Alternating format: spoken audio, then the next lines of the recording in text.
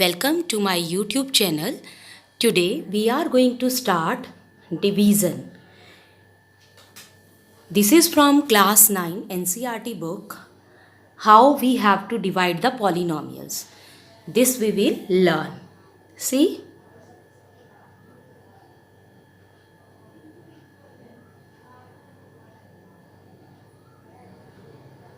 जब आप डिवाइड करते हैं नॉर्मली पॉलिनॉमियल्स को, आपने एक बात का ध्यान रखना है कि आपने जो पॉलिनॉमियल लेना है उनमें वेरिएबल की पावर डिक्रीजिंग ऑर्डर में होनी चाहिए। यहाँ पर ये जो आप देख रहे हैं एक्सप्रेशन, ये है आपका डिवाइडेंड, और ये जो एक्सप्रेशन है जिससे डिवाइड करना है तो ये है डिवाइज़र। यह बाहर आएगा। अब आपकी डिक्रीजिंग पावर्स होनी चाहिए दोनों की। तो यहाँ हाईएस्ट पावर है डिवाइडेंड में 3x², तो x² वाली टर्म पहले रखेंगे प्लस x -1। आप टर्म्स को आगे पीछे कर लीजिए, अरेंज कर लीजिए डिक्रीजिंग ऑर्डर में। पहले x² वाली टर्म आएगी, देन x वाली, और फिर कांस्टेंट जिसमें x नहीं है। इसी तरह से आपको डिवाइज़र में करना है। डिवाइज़र में आपके पास 2 टर्म्स हैं, एक है 1 जहाँ पर कोई वेरिएबल नहीं है, और एक है प्लस x, यहाँ पर x की पावर 1 है। तो पहले आप 1 पावर लिखिए, फिर जहाँ पर कोई वेरिएबल नहीं है यानी वेरिएबल की पावर 0 है। अब यहाँ पर ये आपने स्टैंडर्ड फॉर्म में अरेंज कर लिया। नेक्स्ट स्टेप आपने डिवाइड शुरू करनी है। अब डिवाइड कैसे करनी है, आपने सबसे पहले इसकी पहली टर्म को देखना है, इसकी पहली टर्म को देखना है। अब देखिए x आपके पास है और आपको चाहिए 3x²। एक x आपके पास है, ठीक है, ये एक x है आपके पास, तो आप इससे डिवाइड कर दीजिए। चलो एक x आपके पास कितना और चाहिए, आपको 3x चाहिए। एक तो 3 चाहिए और एक x चाहिए। जब आप x को 3x से मल्टीप्लाई करोगे तो क्या आएगा, 3x²। जनरली भी आप डिवीज़न ऐसे ही करते हैं। सपोज़ आपके पास यहाँ पर होता है 11 और आप 4 से कर रहे हैं, तो आप यहाँ 2 लिखते हैं अगर कोशिएंट में, तो 4 2s are 8। फिर क्या करते हैं इन्हें माइनस, ठीक है, इनको मल्टीप्लाई करते हैं दोनों को, 4 को और 2 को। तो यहाँ पे भी हमने किया है डिवाइज़र से, यानी डिवाइज़र से कोशिएंट को मल्टीप्लाई करेंगे। तो 3x को आप मल्टीप्लाई करेंगे, ठीक है। अब 3x को आपने मल्टीप्लाई किया तो आपका क्या आया, x से 3x को किया तो 3x²। अब लाइक टर्म्स आप लाइक टर्म्स के नीचे लिखेंगे। अब नेक्स्ट स्टेप आपका क्या है, नेक्स्ट स्टेप है आपका +1 को भी करना है आपको 3x के साथ मल्टीप्लाई, ठीक है। तो 1 × 3x हो जाएगा 3x, तो x वाली टर्म के नीचे जो आपने अकॉर्डिंगली लिखनी है वो तो फर्स्ट टर्म के अकॉर्डिंगली लिखनी है, लेकिन जब आप टर्म्स लिखोगे दोनों लिखनी है आपने माइनस माइनस। अब आपकी ये टर्म फर्स्ट हमेशा कैंसिल होगी क्योंकि आप उसी के अकॉर्डिंग बैलेंस बना के चल रहे हो। अब आपने साइन चेंज करना है क्योंकि आप सब्ट्रैक्ट कर रहे हो, तो ये कट गया, +3x² -3x²। x - 3x क्या आ जाएगा, -2x -1। अभी भी ये डिवाइड हो सकता है। कैसे पता चलेगा कि अब डिवाइड नहीं होगा, अब रिमाइंडर आ गया, वो कैसे पता चलेगा, आप डिग्री देखेंगे। जो डिवाइज़र की डिग्री है आपकी, डिवाइज़र की डिग्री है 1। यहाँ पर डिग्री कितनी है डिवाइज़र की, x की हाईएस्ट पावर है 1, ठीक है। और यहाँ से आपने जो अभी आपका आ रहा है नीचे एक्सप्रेशन बचा हुआ है -2x -1, ये वाला एक्सप्रेशन, ये भी 1 डिग्री में है।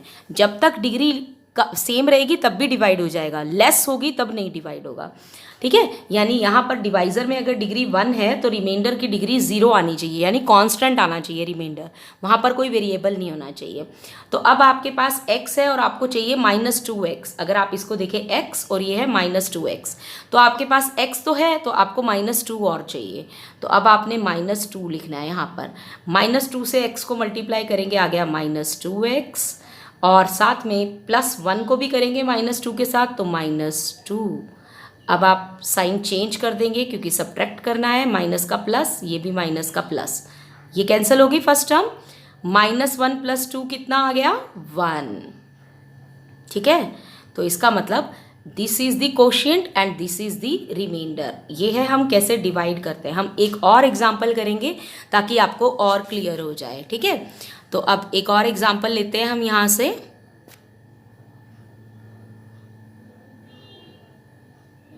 नेक्स्ट एग्जाम्पल 2, x³ + 1 को डिवाइड करेंगे x + 1 के साथ। तो फिर से हम लेते हैं यहाँ पर, ठीक है। अब हमारा जो डिवाइडेंट है वो है x³ + 1 और हम इसे डिवाइड कर रहे हैं x + 1 के साथ। हमारी डिग्रीज बिल्कुल ठीक है। पहला स्टेप याद रखेंगे, दोबारा से सुनेंगे। पहला step, right in standard form, दोनों को, डिवाइडेंट को भी और डिवाइज़र को भी। स्टैंडर्ड फॉर्म यानी पावर्स डिक्रीजिंग ऑर्डर में होनी चाहिए, x की हाईएस्ट पावर, फिर कम पावर, फिर ये। अगर इसमें आपको कन्फ्यूज़न होती है तो मैं इसको एक बार इरेज करके आपको एक जो टर्म्स मिसिंग है वो भी लिखती हूँ ताकि आपको पता चल जाए, ठीक है। मैंने ये बड़ा कर दिया। कैसे लिखा मैंने, मेरे पास डिवाइज़र में x³ था, x² नहीं था, तो मैं लिख सकती हूँ 0x²। जो टर्म नहीं है उसके साथ 0 लिख दो, अपने आप 0 है वो। देन पावर डिक्रीज करते जाओ, 0x, x की पावर 3 आई, फिर 2 आई, फिर 1 आई। अब कांस्टेंट टर्म वो हमारे पास है +1, कांस्टेंट टर्म जिसमें कोई वेरिएबल नहीं होगा, यानी वहाँ कांस्टेंट की पावर, वेरिएबल की पावर 0 है। अब इसे डिवाइड कर रहे हैं हम x + 1 से, तो हमने हाईएस्ट पावर से डिक्रीजिंग ऑर्डर में लगा दिया। अब फर्स्ट टर्म देखेंगे x³ तो आपको कितने x और चाहिए, एक x आया आपके पास डिवाइज़र में, तो आपको 2x और चाहिए, x² से मल्टीप्लाई करना पड़ेगा ताकि आपका x³ आए। अब आप लिखेंगे x³, ठीक है। अब +1 के साथ भी मल्टीप्लाई होगा, x के साथ तो हो गया x² मल्टीप्लाई, इसी तरह से अब 1 के साथ भी x² मल्टीप्लाई होगा, ठीक है। तो ये आपका क्या आएगा, +x²। लाइक टर्म्स के नीचे लिखना है, x² के नीचे ही x² आना चाहिए, तभी मैंने जो मिस थी टर्म वो अपने आप 0 लगा के लिख दी थी। साइन चेंज किया, कट किया, पहली टर्म हमेशा कटेगी। 0 माइनस, यहाँ 1 है, 1x² है, 0 में से 1 गए, -x² आ जाएगा, ठीक है। +0x + 1, सभी उतार लो इसमें ऐसी कोई प्रॉब्लम नहीं है कि एक एक टर्म उतरेगी, ठीक है। अब किसको देखेंगे हम, हमारे पास x है और हमें चाहिए -x²। साइन भी सेम लाना होता है, तो एक तो माइनस चाहिए और एक और x चाहिए, ठीक है। तो -x, तो x × -x क्या हो जाएगा, -x², ठीक है। -x², x अच्छे से फॉर्मेशन कर देती हूँ मैं, x², ठीक है। +1 × -x, +1 × -x, फिर किया हमने, साइन चेंज करने हैं, माइनस का बन जाएगा प्लस, माइनस का बन जाएगा प्लस, ये कैंसिल हो गया माइनस प्लस, और 0x + 1x क्या आएगा, 1x + 1। अभी भी डिवाइड हो सकता है, अब 1 पे ही चला जाएगा, x + 1 x + 1 पूरा का पूरा सेम है, तो 1 से किया x + 1, माइनस माइनस कैंसिल हो गया 0। इस केस में रिमाइंडर आया है 0 और कोशिएंट आया है x² - x + 1। जब हमारा रिमाइंडर आ जाए 0, इट मीन्स ये जो डिवाइज़र है ये इसका फैक्टर है, क्योंकि देखो जैसे आप डिवाइड करते हैं 12 को 4 से, हम 4 3 = 12 कर देते हैं, तो रिमाइंडर 0 आ रहा है, इसका मतलब 4 जो है वो फैक्टर है 12 का। When the remainder is 0, divisor is the factor of the dividend. See example 3, ताकि आपको और क्लियर हो जाए। बस इसके बाद हम रेडी रहेंगे करने के लिए, जो भी आपके कंसेप्ट मिस हुए होंगे वो अब यहाँ से आपको बिल्कुल क्लियर हो जाएंगे। अब आपका एक्सप्रेशन, यहाँ पर हमें टर्म्स मिसिंग लिखने की ज़रूरत नहीं पड़ेगी क्योंकि हमारे पास ऑलमोस्ट सारी टर्म्स हैं। एक है x4, ऑर्डर में लगाते जाना है बस, +x³, then -2x² -2x², then +x और लास्ट में है +1, ठीक है। डिवाइड करना है x - 1 के साथ। सबसे पहली टर्म है x और इधर है x की पावर 4, तो हमें x³ चाहिए, तो मैं ऊपर लिख रही हूँ कोशिएंट, ठीक है। x³ लिया तो x × x³ क्या हो गया, x की पावर 4। डिवाइज़र को हम कोशिएंट से मल्टीप्लाई कर रहे हैं, इसी तरह से -1 को भी करेंगे, -1 × x³ is -x³। Next step क्या होता है, मैं लाइन थोड़ी ऊपर कर देती हूँ। नेक्स्ट स्टेप क्या होता है, साइन चेंज करो, यहाँ माइनस आ जाएगा, यहाँ प्लस आ जाएगा, तो अब ये कैंसिल हो गई first term. X cube plus x cube कितना आ गया 2x3। अब ऊपर से एक टर्म उतार लेते हैं, सारी लिखनी है सारी लिख सकते हो, मैंने अभी एक ही उतारी है, दो ही चाहिए होंगी हमें। 2x3 माइनस 2x², ठीक है। तो यहाँ पर है x और यहाँ है 2x3, तो एक तो हमें 2 चाहिए मल्टीप्लाई करने के लिए प्लस 2, और चाहिए x है x² चाहिए, क्यूब बनाना है हमने, ठीक है। तो यहाँ पर क्या आएगा +2x², तो ये आ गया 2x3, और साथ में क्या आ जाएगा +2x² इंटू -1 -2x²। वाह, ये तो दोनों टर्म्स कैंसिल हो जाएंगी, माइनस प्लस सिमिलर हैं, साइन चेंज है, कट गई। ऊपर से अब टर्म रह गई x+1, ये उतार ली जो रह गई थी दोनों, ठीक है, ये दोनों टर्म्स उतार ली। अब जाएगा x ही है और x ही चाहिए, तो 1 पे ही जाएगा, ठीक है। तो हमने लिख दिया +1, तो x -1 इंटू +1 -1 इंटू +1 दोनों से करेंगे ना -1, साइन चेंज करेंगे, x माइनस एक्स कैंसिल हो गया, 1 + 1 कितना आ गया 2, तो कोशिएंट कितना आ गया x³ + 2x² + 1, और रिमाइंडर कितना आ गया 2, ठीक है। अब हमारा रिमाइंडर जो है वो ज़ीरो नहीं आया, ज़ीरो नहीं आया। अगर ज़ीरो नहीं आया इसका मतलब x - 1 जो है वो इसका फैक्टर नहीं है, ठीक है। मैं साथ में आपको फैक्टर वाली टर्म भी क्लियर कर रही हूँ। एग्जाम्पल 3 कर चुके, आई होप आपको अब डिवीज़न अच्छे से समझ आ गई होगी। अब हम डिवीज़न करके, इतने लॉन्ग मेथड से डिवीज़न करके हम रिमाइंडर निकालते हैं। तो अब एक पॉइंट लेते हैं हम, नेक्स्ट चीज़ जो आ गई वो आ गई रिमाइंडर थ्योरम, ठीक है। रिमाइंडर थ्योरम्स बिना डिवाइड करे भी हम रिमाइंडर निकाल सकते हैं। तो कैसे निकाल सकते हैं मैं आपको ये समझा रही हूँ। सपोज आपके पास दो पॉलिनोमियल हैं px और gx, ठीक है। अभी मैं आपको बताती हूँ, पहले अभी से आपने एक थ्योरम पढ़ी होगी पहले, वो क्या थी थ्योरम, ये आपने अर्लियर क्लासेस में पढ़ी होगी। जब आप नई नई डिवीज़न सीखते हो तो आपको वेरीफाई करना सिखाते हैं, dividend is equal to divisor into quotient plus remainder. अब हम कर रहे हैं रिमाइंडर थ्योरम। मैं आपको ये बताना चाह रही हूँ कि बिना डिवाइड करे शॉर्ट तरीके से रिमाइंडर कैसे निकालें। अगर कोशिएंट का है फिर तो हमें डिवाइड करना ही पड़ेगा, अगर हमें सिर्फ रिमाइंडर का है तो हम निकाल सकते हैं, ठीक है। अब यहाँ देखो, सपोज आपका डिवाइडेंड जो है वो है आपका px, कोई पॉलिनोमियल है x में, ठीक है। और जो डिवाइज़र है जिससे आप डिवाइड कर रहे हैं, सपोज वो आपका है x - a, क्लियर। और जो कोशिएंट है सपोज वो आपका है qx, x में ही होगा, x से डिवाइड करेंगे तो x में ही एक्सप्रेशंस आ रहे हैं, प्लस रिमाइंडर को मान लीजिए rx। सब में मैंने ब्रैकेट में x लिखा है क्योंकि वेरिएबल x चल रहा है। This is the quotient, this is the remainder, this is the divisor, this is the dividend. तो हमने ये फॉर्मूला यूज़ किया है, ठीक है।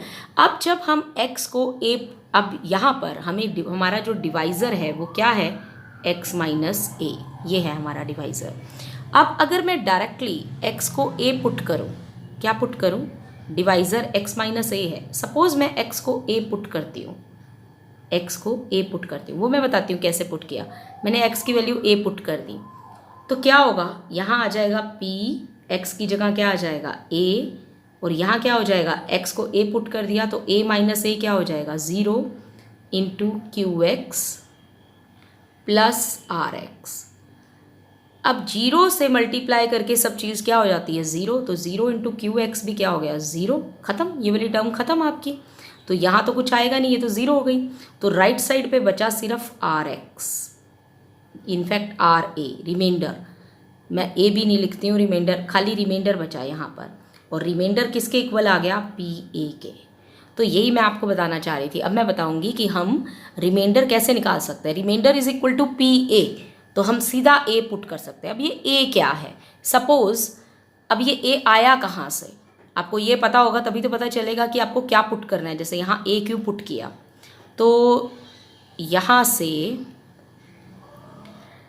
x जो डिवाइज़र था उसको देखिए, डिवाइज़र आपका क्या था x - a था, तो अगर मैं x माइनस ए को 0 रखूँ, एक इक्वेशन बनाऊँ जो डिवाइज़र है उसको मैं 0 रख दूँ, डिवाइज़र को इक्वल टू 0 रखो और वहाँ से जो x की वैल्यू आएगी वो पुट करो पॉलिनॉमियल में, तो वो पुट करने से आपको मिल जाएगा रिमाइंडर, यानी पी एक्स, x की जगह अगर आप a पुट करोगे पॉलिनॉमियल में, यू विल गेट रिमाइंडर। तो स्टेप्स क्या होंगे रिमाइंडर थ्योरम के, अगर मैं स्टेप्स लिखूं तो स्टेप्स क्या होंगे अगर आपने रिमाइंडर थ्योरम यूज़ करनी है, तो put divisor equal to 0, divisor को आप 0 पुट कर दो एंड फाइंड x, इक्वेशन आ जाएगी आपकी, x निकाल लो और वो x की वैल्यू आप पॉलिनॉमियल में पुट कर दोगे, जो आपको गिवन पॉलिनॉमियल होगा वहाँ आप पुट कर दोगे x की वैल्यू। जब आप पॉलिनॉमियल में पुट करोगे तो आपको क्या मिलेगा, रिमाइंडर, जो आंसर आएगा वो आपका क्या होएगा, रिमाइंडर। ये x की वैल्यू आपकी पुट होगी पॉलिनॉमियल में। चलिए अब क्वेश्चंस करते हैं ताकि आपको ये और क्लियर हो जाए कि रिमाइंडर थ्योरम यूज़ करके हम रिमाइंडर कैसे फाइंड आउट कर सकते हैं। तो स्टेप्स याद रखने हैं, first put divisor equal to 0, second put find the value of x, जो इक्वेशन बनी है, third put that value in the polynomial, this is the second step, this is the third step. अब अभी question करेंगे तो और clear हो जाएगा आपको। अब करते हैं नेक्स्ट। ये 2.3 का आपका फर्स्ट क्वेश्चन आ गया है, ठीक है। तो 2.3 का फर्स्ट क्वेश्चन करते हैं अब हम। अब यहाँ पर ना आपके जो पार्ट्स गिवन थे क्वेश्चन 1 में, अगर आप एनसीईआरटी बुक उठाएंगे, ये क्वेश्चन शॉर्ट में लिखा हुआ है, वहाँ पर क्वेश्चन में लिखा हुआ है यूज़ रिमाइंडर थ्योरम, यानी आपने डिवाइड नहीं करना है, रिमाइंडर थ्योरम को यूज़ करना है और बताना है कि क्या रिमाइंडर आएगा अगर हम इस पॉलिनॉमियल को x माइनस 1/2 से डिवाइड करते हैं। ऐसे और भी पार्ट्स दिए हुए हैं, दूसरा पार्ट, एक पार्ट दिया हुआ था x से डिवाइड करते हैं, एक दिया हुआ था x प्लस पाई से डिवाइड करते हैं, और भी 2 पार्ट्स और थे। आई होप कि अगर आपको ये 2-3 पार्ट्स बता दिए जाए तो आप बाकी के पार्ट्स कर लेंगे, ठीक है। तो यानी ये डिवाइजर्स गिवन है, तो ये अलग अलग है, पार्ट्स हैं। तो हम पहले फर्स्ट पार्ट डिस्कस करते हैं। फर्स्ट पार्ट अगर हम डिस्कस करेंगे तो क्या आएगा, हम डिवाइड कर रहे हैं x माइनस 1/2 से, तो ये आपका डिवाइज़र है। तो पहला स्टेप करना है हमने, put divisor is equal to 0, equation बन गई। डिवाइज़र को जब आप रिमाइंडर थ्योरम यूज़ कर रहे हैं तो डिवाइज़र को 0 पुट किया आपने डिवाइज़र को 0 पुट किया तो आपको मिल गई x की वैल्यू। ये हो गया स्टेप 1, ये हो गया स्टेप 2। यहाँ पे put divisor equal to 0 and find x की वैल्यू आ गई 1/2। अब थर्ड स्टेप जो होता है, ये मैं स्टेप्स ऐसे लिख रही हूँ ताकि आपको याद रहे। अब आपने रिमाइंडर निकालना है जब इस पॉलिनॉमियल को हम डिवाइड करें x माइनस 1/2 से। तो सिंपल है, आपने x की वैल्यू जो आई है इसको पुट कर देना है डिवाइडेंड में, जो डिवाइडेंड है जिसको हमने डिवाइड करना है, ठीक है। तो हमने यहाँ पे पुट करना है इसको इस एक्सप्रेशन में, ठीक है। ये जो आप एक्सप्रेशन देख रहे हैं पॉलिनॉमियल डिवाइडेंड, इसमें पुट करना है।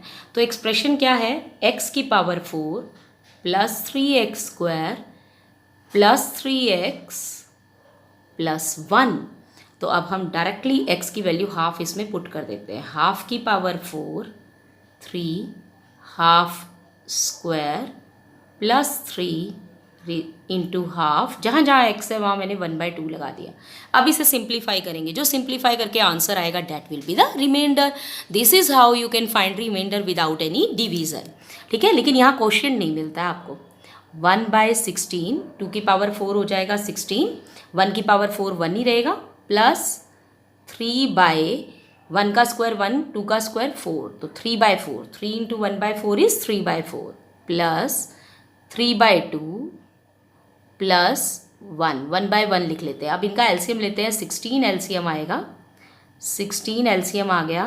तो अब क्या करना है हमने, 1 प्लस 4 4 जार 16, तो 4 3 जार 12 प्लस 2 8 जार 16, तो 8 से करेंगे, 8 3 जार 24 प्लस 16, ये आ गया 24 और 6 30, 30 और 10 40, 40 और 13 53/16, समथिंग लाइक दैट।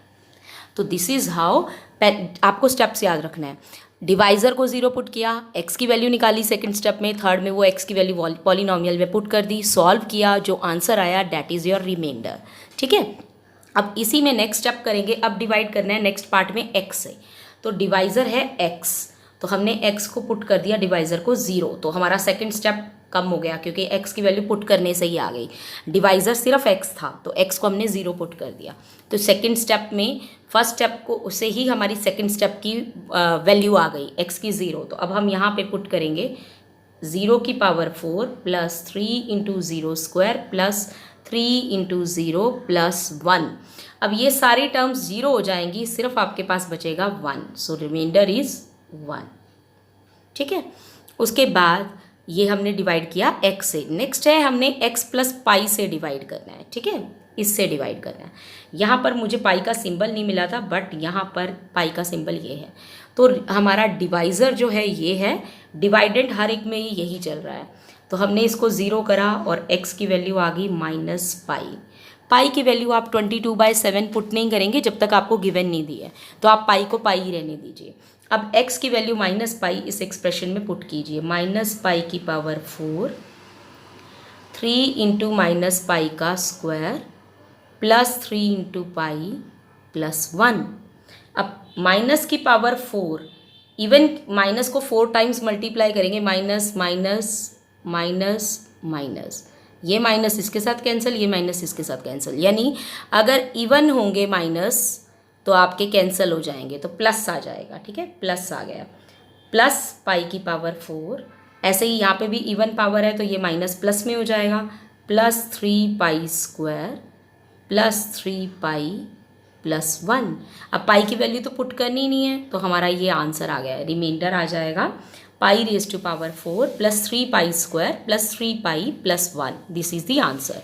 तो we have done 3 parts out of 5. Other 2 parts you can do yourself. If any difficulty is there, if any doubt is there, you can ask me in the comment box. Now question number 2. यहाँ पर भी आपको remainder theorem use करनी है और remainder theorem use करके आपको बताना है कि अगर इस एक्सप्रेशन को x माइनस ए से डिवाइड करें तो रिमाइंडर क्या आएगा। तो पहला स्टेप करते हैं, ये जो आपका डिवाइज़र है इसे 0 रख देते हैं। डिवाइज़र को रखा 0 और x की वैल्यू निकाल ली, x आ गया a। अब x की वैल्यू को हम इस पॉलिनोमियल में पुट कर देंगे, then we will get remainder, क्योंकि रिमाइंडर क्या होता है, p ऑफ a। ठीक है, तो ये वैल्यू ये पॉलिनोमियल में पुट करने से हमें रिमाइंडर मिल जाता है। तो अब हम रिमाइंडर निकाल रहे हैं। ठीक है, तो मैं डायरेक्टली वैल्यू पुट कर रही हूँ। तो x की जगह हमने पुट कर दिया 1 minus a into a square plus 6 into a minus a cube minus a into a square is a cube plus 6a minus a। तो ये आ गया a क्यूब से a क्यूब कट गया, 6a minus a is 5a। So remainder is 5a। I hope आपको समझ आ गया होगा। अब करते हैं last question of this exercise. उसमें क्या है, क्वेश्चन नंबर 3, बस 3 ही क्वेश्चन थे इस एक्सरसाइज में। यहाँ से थर्ड क्वेश्चन में आपने बताना है कि ये जो 7 + 3x है इसका फैक्टर है या नहीं है। तो यानी ये डिवाइज़र है, डिवाइज़र, और ये है डिवाइडेंड। अगर तो रिमाइंडर 0 आता है, मैंने आपको इनिशियली भी बताया था, अगर रिमाइंडर 0 आता है तो ये इसका फैक्टर है। और मैंने एग्जांपल भी दिया था, जैसे 70 है और मैं इसको 10 से डिवाइड करती हूँ और रिमाइंडर आ रहा है 0, इसका मतलब रिमाइंडर 0 आया, इसका मतलब जो 10 है वो 70 का फैक्टर है। फैक्टर कंप्लीटली डिवाइड करते हैं, तो ये कंप्लीटली डिवाइड करना चाहिए, यानी इससे हमारा रिमाइंडर आना चाहिए 0। तो हम डिवाइज़र को पहले 0 रखते हैं, फर्स्ट स्टेप करते हैं। डिवाइज़र को रखा 0 और x की वैल्यू निकाल लेनी है। तो 3x क्या हो जाएगा, -7, और x हो जाएगा -7/3। ये किया हमने। उसके बाद हमने ये x की वैल्यू इस पॉलिनोमियल में पुट करनी है जो डिवाइडेंड है। तो 3 इंटू -7/3 का क्यूब प्लस 7 इंटू -7/3, यह आ गया 3 इंटू 7। माइनस का क्यूब क्या हो जाएगा, माइनस ही, ऑड है, और 7 का क्यूब क्या हो जाएगा, सबका क्यूब करना है हमने, 343, और 3 का क्यूब 27, और ये आ जाएगा प्लस माइनस माइनस, 7 7 ज़ार 49/3। तो ये कट करेंगे, 3 मल्टीप्लाई में था ना तो ये कट हो सकता है, तो 3 9 ज़ार 27। हमारा एक्सप्रेशन आ गया -343/9 -49/3। अब इसको सॉल्व कर लेंगे। सॉल्व करके ये 0 नहीं आएगा, 0 नहीं आ रहा है ये ज़ीरो नहीं है, कुछ वैल्यू आ रही है, इसका मतलब क्या है, इसका मतलब क्या है कि 7 + 3x जो है इज़ नॉट द फैक्टर, हमने चेक करना था ना, रिमाइंडर ज़ीरो आना चाहिए था, रिमाइंडर ज़ीरो नहीं आया, not the factor of 3x³ + 7x. So this is the end of exercise. We have done exercise 2.3, which is based on remainder theorem. I hope you will understand by this video. Now, thank you for watching.